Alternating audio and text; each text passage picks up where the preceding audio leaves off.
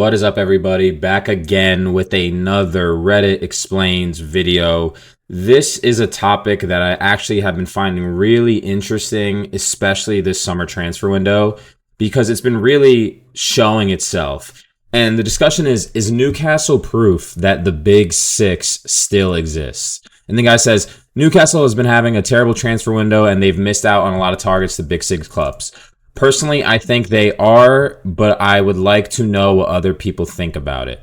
So there's always been the traditional Big Six with the Man Uniteds, Liverpools, Arsenal, Spurs, Man Cities, etc.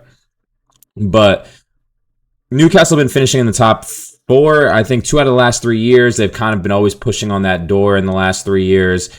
And they've been in the top four more than a team like Spurs or Manchester United have been in the top four. So a lot of people kind of have this narrative where, well, the Big Six is the new Big Six. Like Newcastle need to be included in that Big Six, and they should be able to challenge for any player that a team like Spurs or a team like Manchester United want, because they are now the new Big Six. They are the team that's finishing in fourth consistently and qualifying for Champions League almost year in and year out for the last 3 years.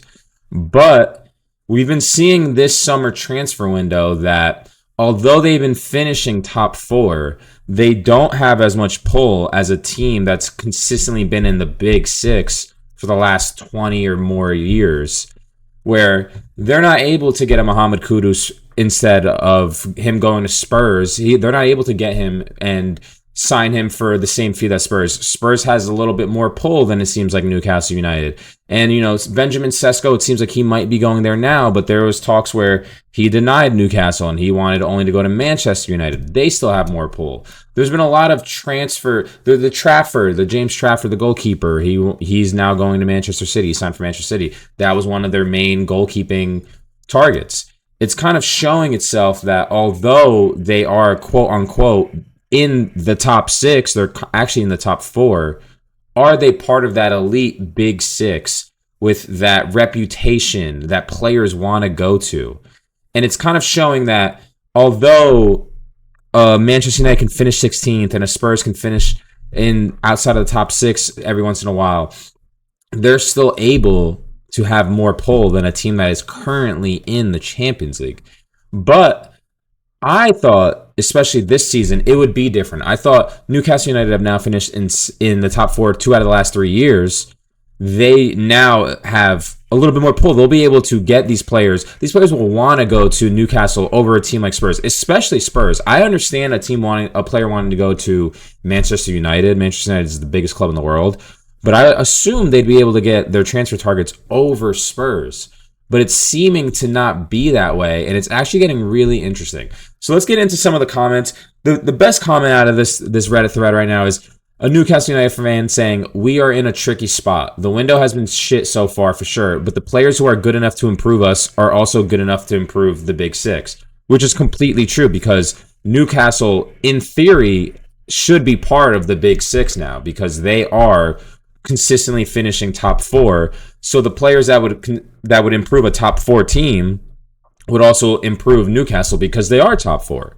But they're just not seen as that elite status club yet. You need years and years more of success and top four finishes and Champions League appearances for that. He says, in a head-to-head, we are always going to lose. They are bigger clubs, better known to overseas players, and can pay more money. We definitely need to do better, but this is the reality. As we try to bridge the gap, it will take time. So I think for 5 out of the 6 clubs, I actually completely agree. I think 9 times out of 10, you are going to lose when you compete with Arsenal, Manchester City, Manchester United, Liverpool, and Chelsea. I feel like they should be able to beat Tottenham to transfer targets. I feel like Newcastle is a bit more exciting of a project than Spurs is. Spurs just has a new manager coming in, Thomas Frank. Not a lot of. I don't even know if he has any Europe experience. I don't know if he's ever qualified for the Champions League or the Europa League, but I don't think he has. And on the opposite, you have a Newcastle United team with players like Alexander Isak, Anthony Gordon, Bruno Guimaraes. They have players that are elite, and you're qualifying for the Champions League. You have a manager in Eddie Howe who's now completely turned the squad around. He's one of the best managers in all of football. I'd assume that that is more of an interesting project, an exciting project for a player like Mohamed Kudus to go to than Spurs. But I guess we are seeing that maybe the big six will always be the big six. Maybe they'll always have that extra bit of pull. It's so interesting. But I do agree with, they definitely need to do better. You need to start, once you start realizing you can't compete with the big six for transfer targets, you needed to start going an alternative route, which they didn't. They kept trying to compete with every player with a team in the big six. You can't. You have to change your route. But I think the reality is, like he says, in time, they will bridge the gap. I think they will be able to start competing with the big six.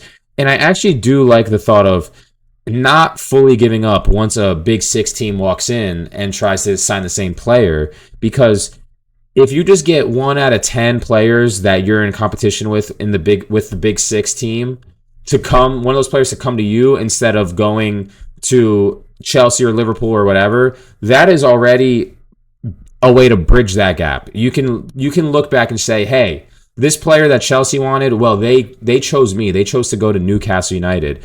And if you do the same, you can have the same type of career as them. So I think that's one of the ways to bridge the gap. So I think having this thought process of being a little bit smarter in the market and not challenging solely for players that the big six teams are challenging for, but also still get challenging for some and seeing if you can ever get one.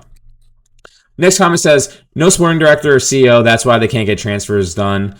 I mean, I kind of agree. You know, Newcastle are now one of the wealthiest teams in the world. Their owner is one of the wealthiest owners in all of football.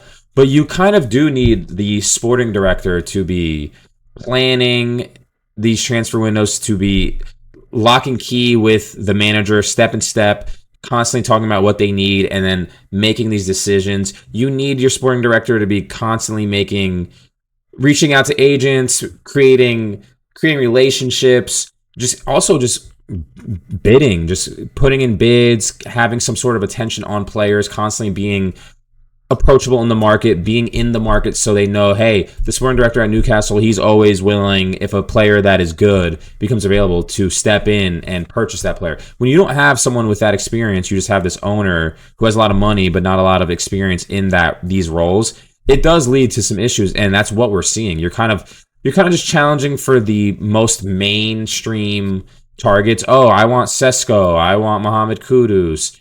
I want these players that every team wants, and they're the main transfer targets for every team in this window. But you need to be a little bit more savvy than that. Next comment is, no, it's proof that you should have a competent director of football in place when you just secure Champions League football and should be kicking on and improving the squad in the transfer market. And this is what the comment above said as well. I completely agree. You need someone in these roles. These roles are really, really important. Next comment is, no, it's proof there's no shortcuts to being a big club, relative. Even if you are the richest team in the world. See, I somewhat agree, but I somewhat disagree, because Manchester City are a great example of a team that Newcastle can maybe follow in the footsteps, where they got a rich owner. They just started bidding insane bids for some of the best players in the world, where every team had to accept it. They've never seen money like that. And then they were able to just consistently be top four because they spent so much money in the transfer market in the early 2010s, to the point where now it's 15 years later and they are now a big club because they kind of took the shortcut of getting a really rich manager and spending millions and millions and millions of euro on players that were maybe not worth that, but they basically hyperinflated the transfer market and made those players worth that. And then they were able to compete with teams that weren't willing to be spending all of that money, didn't have the capacity to spend all that money in the summer, and they were able to kind of buy their way to being a big six club. And now we don't see it that way because it's 15 years later, but there is a bit of a shortcut, and Newcastle can follow that. Now PSR makes it a lot more difficult. I think taking that shortcut route is kind of almost completely stopped because of PSR, but there's still sketchy methods that you can do. And I think Newcastle, if they find the correct method of doing it, they can. I think they will be able to just buy a Sesko, buy an Elanga, then buy a midfielder, and buy Aaron Ramsdale, and buy all these players that they need, even if it's for an excessive amount of money and just keep consistently improving their squad, even without really being quote unquote a big club at the moment. Big clubs are basically just teams with big money. I get that they have a lot of history, but nowadays it's, if you don't have, a lot of players aren't signing up for history, they're signing up for wages. So you need to be able to provide those wages. And if Newcastle is willing to provide an insane amount more wages than a team like Spurs, I'm sure they'll be able to compete with those teams and eventually take a team like Spurs out of the Big Six. So, I mean, this guy kind of goes into it. He says, well, not now, after all the restrictions have been imposed, after Manchester City and Chelsea spent massively to become part of the elites. I don't put Chelsea excessively in that, but they did do that as well. But when I think of that shortcut method, I truly think of Manchester City. They really did that in the early 2010s. Liverpool fans saying, Newcastle are a big club but haven't won much, though they've broken their drought now so that they can change. So that could change. If you compare to other teams, Spurs, Chelsea, and Arsenal have London as an extra attraction. United have still more trophies in the last 5 years despite their struggles. City have Pep and have won pretty much everything. Liverpool are in amazing shape and Premier League champions. PSR also came in at the wrong time for them. Plenty of their teams are paying higher wages. I agree with this last part, and that's what we were just touching on. PSR came in at a really bad time for Newcastle, so they can't do what Manchester City did. And I slightly agree with, City have Pep. That's the attraction. That's why players want to go there. Also the wages. Manchester United is Manchester United. They're the biggest team in the world. That's why players want to go there. That's the attraction. I think Arsenal has a lot of storied history, and a lot of players grew up watching players like Thierry Henry and Robert Pires and Vieira. People loved and admired Arsene Wenger. They kind of have that pull. And they also are a really big club, consistent Champions League football. That some people really appreciate Mikel Arteta as a manager. That's their pull. Chelsea kind of have the same pull of they've won 2 Champions Leagues. They've won the Prem, Jose Mourinho, they have money, they can provide you good wages. I don't think the London attraction is that much of a pull to a player coming from Italy, because whether or not London is nicer than, going up to Newcastle, it's still not as nice as in Italy. So they're still going to a place that is worse than where they were in terms of lifestyle.